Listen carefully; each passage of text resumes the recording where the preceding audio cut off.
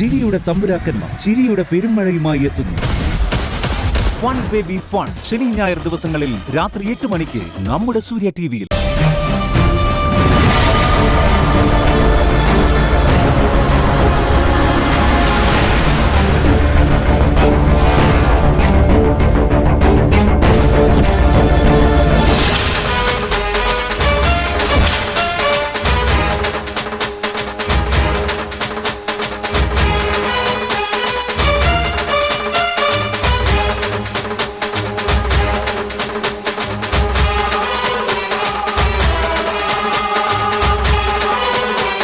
നിനക്ക് ആളെ മനസ്സിലായില്ലേ?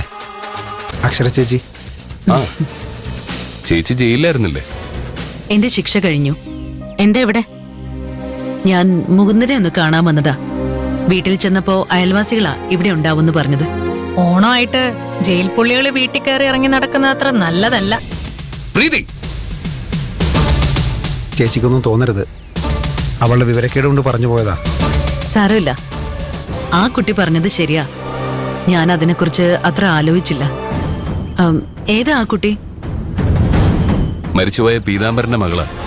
ഓ, മഹിമ പറഞ്ഞറിയാം.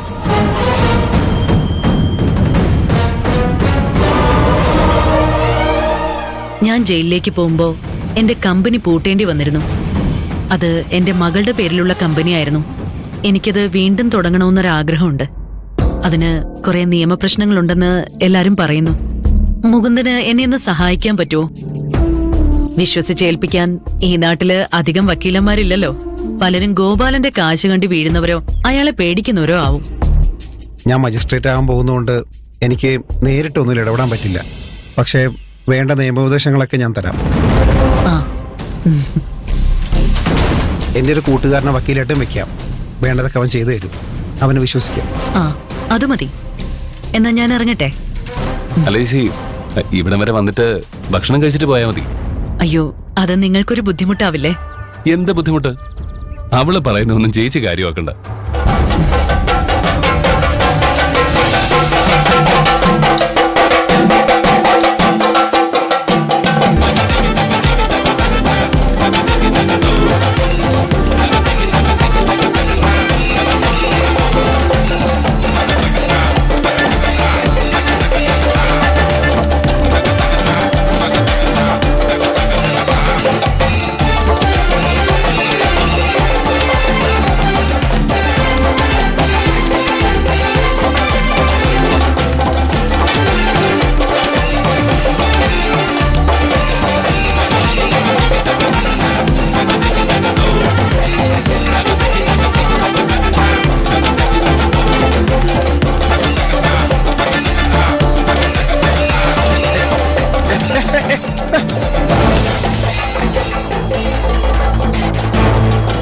എന്തോ ഒരു ഉടായ്പ മണക്കുന്നുണ്ട്. പോയി നോക്കാം.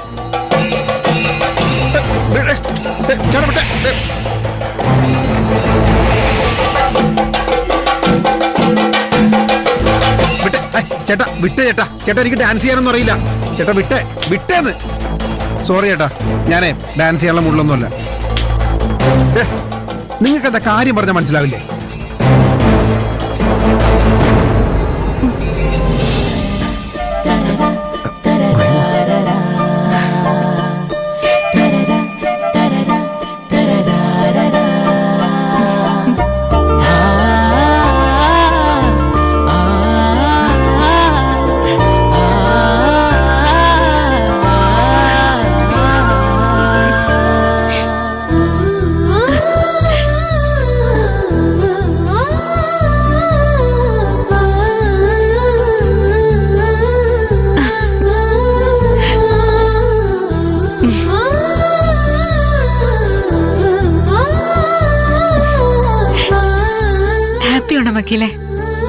ഹാപ്പി ഓണം. എന്നാലും താൻ എത്ര വലിയ റിസ്ക്കാണ് എടുത്തത്. മഞ്ജു പറഞ്ഞ ഉറപ്പായിട്ടും തന്നെ അറസ്റ്റ് ചെയ്യും. ചേച്ചിക്ക് അതിനുള്ള യോഗം ഉണ്ടെങ്കിൽ ചെയ്യട്ടെ. ഓണമായിട്ട് വക്കീലിനെ കാണാൻ കഴിഞ്ഞില്ലെങ്കിൽ പിന്നെ ജയിലിൽ ചാടിയതുകൊണ്ട് എന്താ പ്രയോജനം? പിന്നെ ചെറിയ പ്രശ്നങ്ങൾ എന്തെങ്കിലും ഉണ്ടാവുകയാണെങ്കിൽ അത് കൈകാര്യം ചെയ്യാൻ അക്കമ്മയും കൂട്ടരും ഇവിടെ ഇല്ലേ? താൻ വരുമെന്ന് അറിഞ്ഞിരുന്നെങ്കിൽ ഞാൻ ഇങ്ങോട്ട് വരില്ലായിരുന്നു. നമ്മുടെ വീട്ടിലായിരുന്നെങ്കിൽ തനിക്ക് വരാൻ എളുപ്പമായിരുന്നില്ലേ? പിന്നെ ആ വീടിന് ചുറ്റും മഫ്റ്റിയിൽ പോലീസുകാരുണ്ട്. ഇതൊരു പോലീസുകാരിയുടെ വീടായതുകൊണ്ട് ഞാൻ വരില്ല എന്ന് അവര് കരുതി കാണും.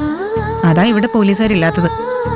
ഇവിടെ ആവുമ്പോ വക്കീലിനെ കണ്ട് മനസമാധാനമായിട്ട് കുറച്ചേരം സംസാരിച്ചിരിക്കാന്ന് കരുതി.